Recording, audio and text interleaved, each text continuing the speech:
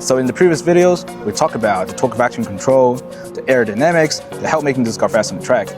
But we missed out the most important part, which is the VAS motor that revs 27,000 RPM, and it has two of them packing in the rear.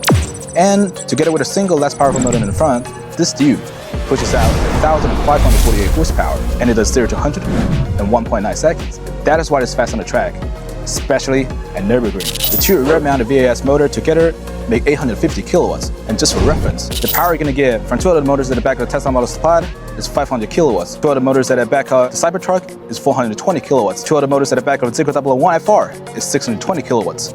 So you see who's winning. And because the Taycan Turbo GT's got a single motor pack in the rear, so we're not going to put it into this competition. So why is the VAS so powerful? Is it because it uses this two-stage parallel shaft reducer instead of the colossal planetary setup you see on Lucy or Zeekr 001 FR? I think that is not that important. To make a motor spin that fast, you need three things. It has to be tough enough to handle more than 27,000 RPM, it has to keep cool, and the rotor has to survive insane centrifugal forces.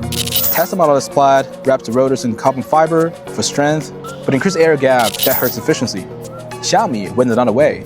They developed silicon steel with both high strength and magnetic permeability, over 960 megapascal, just 0.35 millimeter thick, strong enough to handle 20,000 RPM without popping rad. And the stator uses a thinner 0.2 millimeter sheet to cut iron loss and boost efficiency. A high rev alone isn't a harder spot. When you push past 22,000 RPM, energy loss, heat, harmonics becomes brutal. This is where Xiaomi brought in the algorithm, not just the copper loss control, but real-time iron loss control. They created carrier ratio strategy, surface harmonic overlap about 22,000 RPM, optimizing energy use and stability at insane speed. And cooling, that I'm just impressed. So water conducts electricity.